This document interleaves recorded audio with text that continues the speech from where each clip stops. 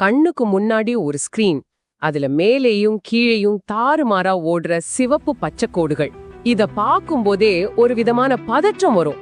கண்டிப்பா வரும். ஏன்னா அடுத்த ஒரு நிமிஷத்துல உங்க பேங்க் அக்கவுண்ட்ல $1000 லாபம் வரப்போகுதா இல்ல உங்க மொத்த முதலீடும் காலியாக போகுதாங்கிற அந்த திக் நொடிகள் அது. ஆமாமா, மார்க்கெட்குள் நுழையும் ஒவ்வொரு தொடக்கநிலை ட்ரேடருக்கும் இந்த பயம் நிச்சயம் இருக்கும். இப்போ யூடியூப திறந்தாலே போதும், 1000 பேர் 1000 உத்திகளை சொல்றாங்க. உண்மைதான். எதை பின்பற்றுவது எதை விடுவது அப்படின்ற குழப்பத்திலேயே பாதி பேர் தங்க பணத்தை இழக்கிறாங்க. அதனாலதான் நாம இன்னைக்கு இதை ரொம்ப தெளிவா அலச போறோம். சரி, இந்த ஆழமான அலசலுக்குள் நாம நுழைவதற்கு முன்னாடி ஒரு சின்ன வேண்டுகோள். இந்த உரையாடல் உங்களுக்கு பயனுள்ளதாக இருக்கும்னு நினைச்சா ஒரு லைக் தட்டிவிட்டு உங்க நண்பர்களுடன் ஷேர் பண்ணுங்க. ஆமா, அப்படியே மறக்காம சப்ஸ்கிரைப் பண்ணவும் மறந்துடாதீங்க. சூப்பர். சரி, இப்போ விஷயத்தை கொஞ்சம் விரிவாக பார்ப்போம். உமர் பஞ்சாபி என்பவரோட ஆழமான தரவுகளின் அடிப்படையில மார்க்கெட்ல ரொம்ப பிரபலமாக பயன்படுத்தப்படும் 10 ட்ரேடிங் உத்திகளை நம்ம எடுத்துக்க போறோம். கரெக்ட். அந்த உத்திகளை ABCD அப்படின்னு 4 தரங்களா நம்ம பிரிக்க போறோம். எக்ஸாக்ட்லி. இத கேட்பதன் மூலம் ஒரு பிகினரா எந்த உத்தியில நீங்க உங்க கவனத்தை செலுத்த வேண்டும் அப்படிங்கிற ஒரு முழுமையான தெளிவு உங்களுக்கு கிடைக்கும். ஆக்சுவலா மார்க்கெட் அப்படிங்கிறது அடிப்படையில ஒரு மாபெரும் உளவியல் களம். ஒரு உத்தி எவ்வளவு பிரபலம் என்பது முக்கியமல்ல, அது ஒரு தொடக்கநிலை ட்ரேடரின் உளவியலுக்கும் தற்போதைய மார்க்கெட் சூழ்நிலைக்கும் பொருந்துகிறதா என்பதுதான் ரொம்ப முக்கியம். கண்டிப்பா. தவறான உத்தியில சிக்கிக் கொள்வது உங்க பணத்தை மட்டும் பறிக்காது, உங்களின் நம்பிக்கையே முற்றிலுமா சிதைத்து விடும். ஆமா, அதனாலதான் எந்தெந்த உத்திகள் எந்தெந்த தரத்துல வருது அப்படின்னு பகுப்பாய்வு செய்வது ரொம்ப ரொம்ப அவசியமான ஒண்ணு. அப்படி என்றால் எந்த விதமான ஈவு இரக்கமும் இல்லாமல் தயவு செய்து இதை தொடவே தொடாதீர்கள் அப்படின்னு சொல்லக்கூடிய அந்த டி டயர்ல இருந்து நாம ஆரம்பிப்போம். Okay, D tier. இதுதான் இண்டிகேட்டர் ஓவர்லோட் அப்படின்னு சொல்றாங்க. ஒரு புதிய ட்ரேடர் சார்ட்டை திறந்தாலே போதும், அங்கே விலை எங்கே போகுது என்றே தெரியாத அளவுக்கு விஷயங்கள் இருக்கும். ஆமா, நான் நிறைய பார்த்திருக்கேன். RSI, போலிஞ்சர் பேண்ட்ஸ், MACD அப்படின்னு எக்கச்சக்கமான இண்டிகேட்டர்களை போட்டு ஸ்கிரீனை நிரப்பி வச்சிருப்பாங்க. கரெக்ட். அதை பார்ப்பதற்கு ஏதோ நாசாவின் ராக்கெட் கட்டுப்பாட்டு அறை போல ரொம்ப சிக்கலா இருக்கும். ஆனா இது எவ்வளவு பெரிய ஆபத்துன்னு பல பேருக்கு தெரியாது. ஏன் இது ஒரு பெரிய ஆபத்துன்னு சொல்றீங்க? ஒரு பிகினருக்கு இது ஈஸியா தானே இருக்கும்.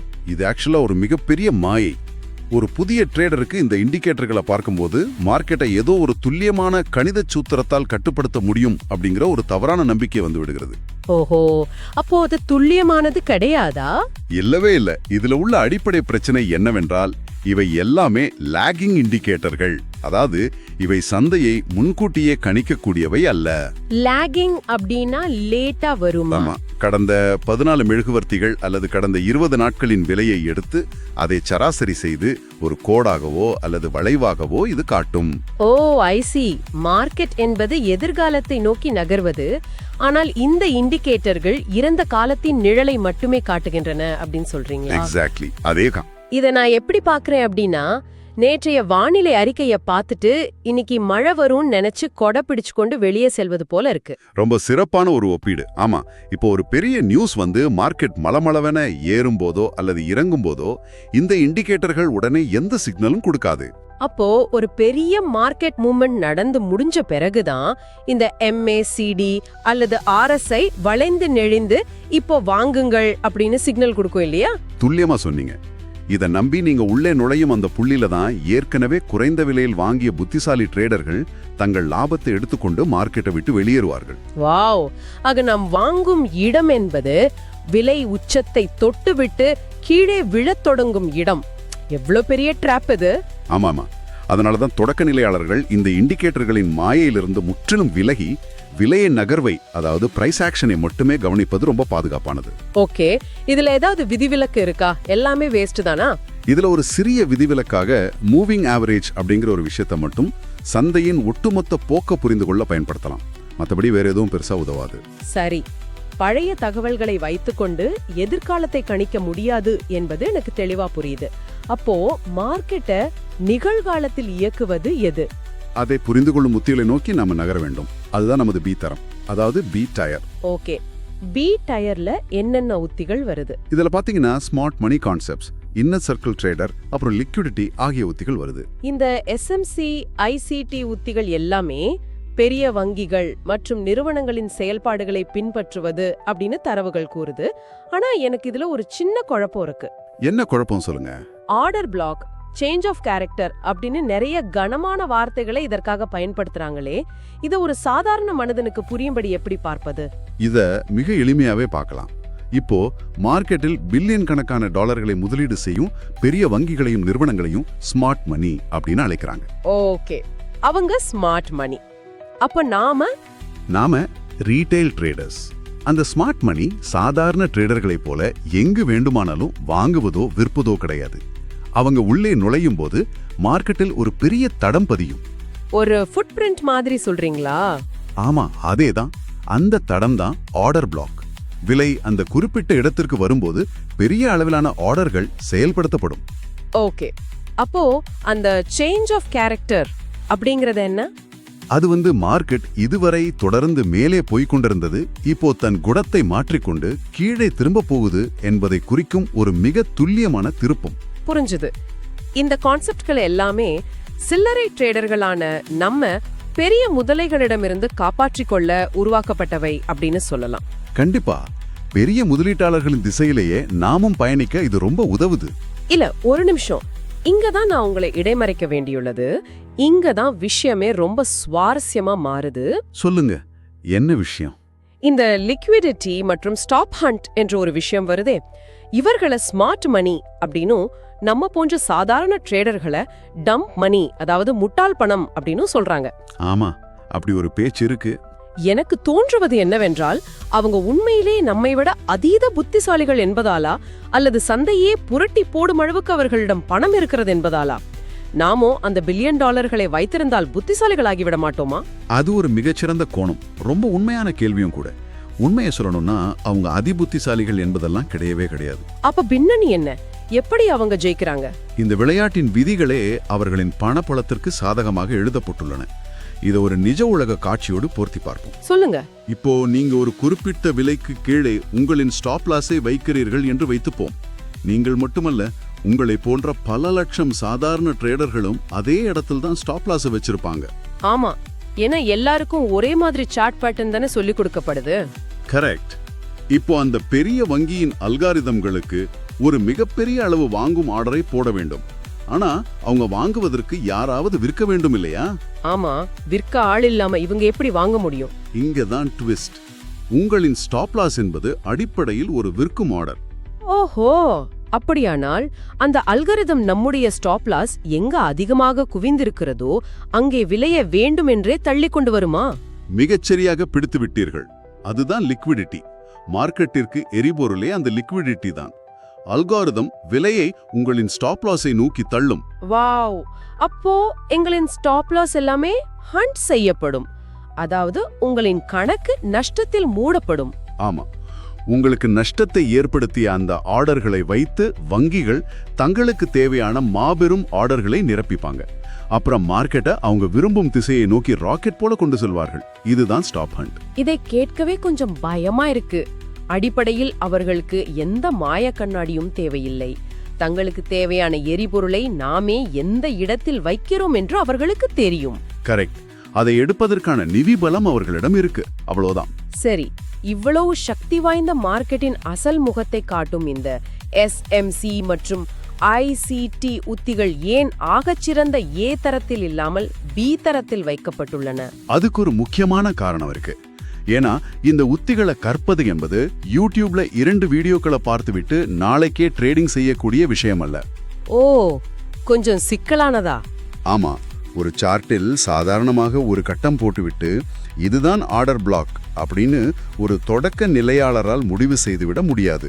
மார்க்கெட் எப்போது அந்த ஆர்டர் பிளாக்கை மதிக்கும், எப்போது அதை உடைத்துக்கொண்டு அனைவரின் ஸ்டாப் லாஸையும் வேட்டையாடும் என்பதை புரிந்து கொள்ள நுட்பமான பார்வை வேண்டும் இல்லையா? கரெக்ட்.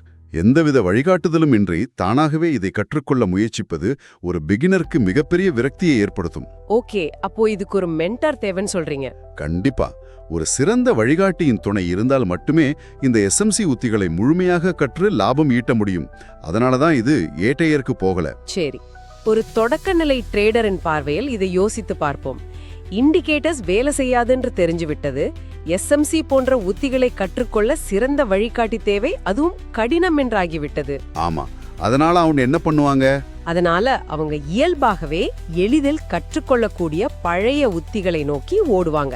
அதுதான் நமது C தரம், C டயர். கரெக்ட். இந்த C டயர்ல என்னென்ன வருதுன்னு பாத்தீங்கன்னா, break out, moving averages, trend லைன்கள் மற்றும் சப்போர்ட் அண்ட் ரெசிஸ்டன்ஸ். இது எல்லாமே ரொம்ப ஃபேமஸான ஸ்ட்ராட்டஜிஸ் ஆச்சே. ஆனா இவை ஏன் இன்றும் தோற்கின்றன அப்படின்னு தரவுகள் சொல்லுது. ஆரம்ப காலங்களில் இந்த அடிப்படை உத்திகள் மிகச் சிறப்பாக வேலை செய்தன. ஆனா இன்னைக்கு மார்க்கெட் அல்காரிதம்களின் கட்டுப்பாட்டுல இருக்கு. ஒரு உதாரணம் சொல்ல முடியுமா? கண்டிப்பா.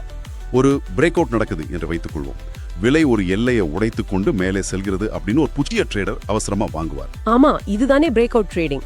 ஆனா நாம் சற்று முன் பேசிய அதே ஸ்டாப் ஹண்ட் அங்கதான் நடக்கும். விலை உடனே தலைகீழாக திரும்பி அனைவரையும் நஷ்டத்தில் தள்ளிவிடும். இதுதான் ஃபேக் அவுட் அப்படின்னு சொல்றது. ஓகே, இந்த ட்ரெண்ட் லைன்கள் பற்றி பேசும்போது எனக்கு ஒரு பெரிய நெருடல் வருது. என்ன நெருடல்? விலை ஏறும்போது ஒரு சாய்வான கோட்டை வரைந்து விலை அந்த கோட்டை தொடும் போதெல்லாம் வாங்குவது ஒரு உத்தியாக பலரால் பயன்படுத்தப்படுகிறதே. இது லாஜிக்காவே எனக்கு இடிக்குதே.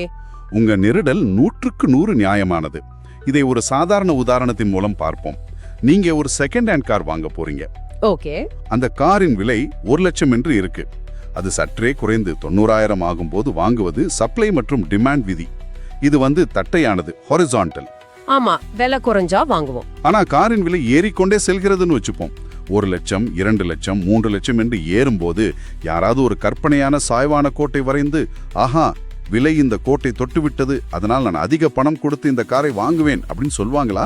கண்டிப்பா மாட்டாங்க. அது ரொம்ப முட்டாள்தனமா இருக்குமே. அதேதான். சப்ளை மற்றும் டிமாண்ட் எப்போதுமே ஒரு தட்டையான கோட்டில் தான் இருக்குமே தவிர சாய்வான கோட்ல இருக்காது. இதுதான் ட்ரெண்ட் லைனோட பிரச்சனை. ஆஹா, இது என் பார்வையை முற்றிலுமாக மாற்றுது.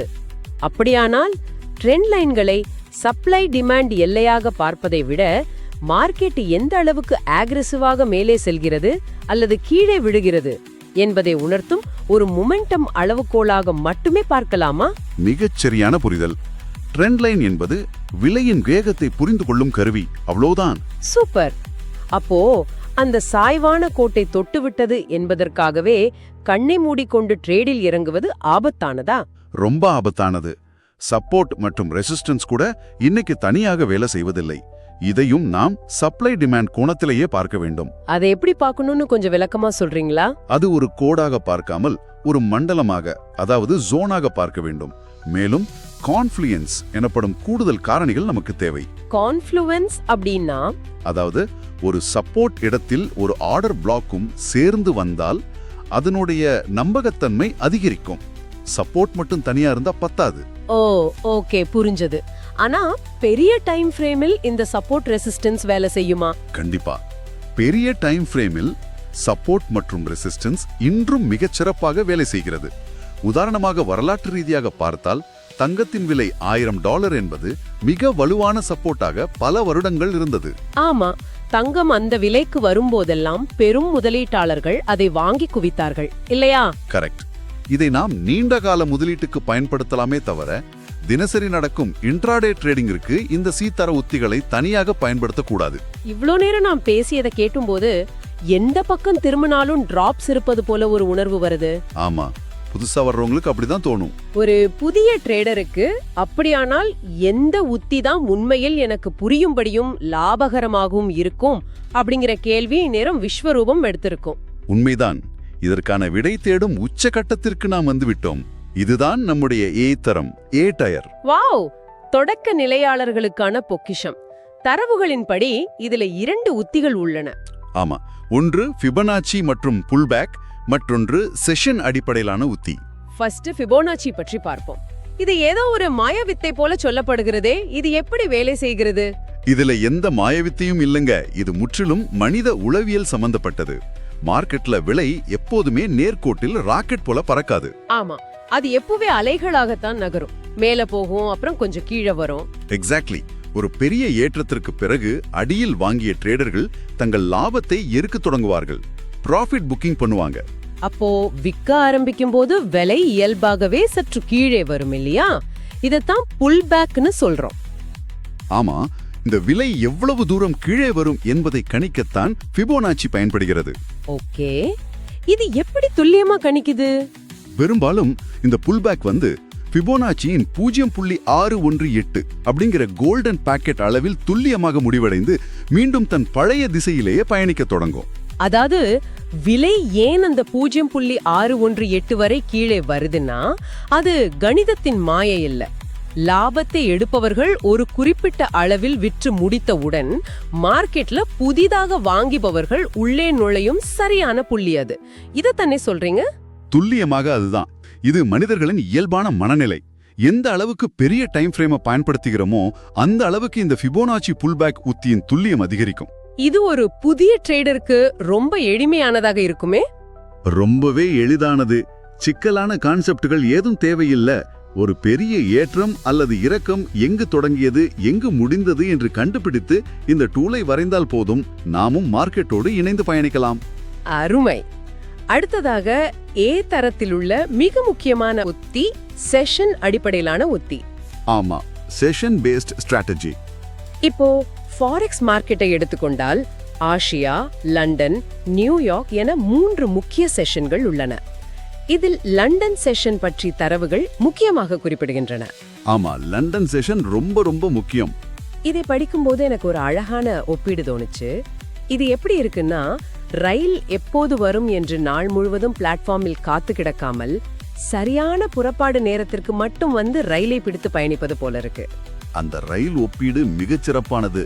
நாள் முழுவதும் சார்ட்டை பார்த்து மன உளைச்சலுக்கு ஆளாக்க தேவையில்லை. ஆமா, குறிப்பிட்ட அந்த லண்டன் செஷன் தொடங்கும் நேரத்தில் மட்டும் ட்ரேடிங் செய்யலாம். ஆனா இது எப்படி இவ்ளோ துல்லியமாக வேலை செய்கிறது? இந்த உத்திக்கு காரணம் பெரிய வங்கிகள் மற்றும் நிறுவனங்களின் கட்டமைப்பு.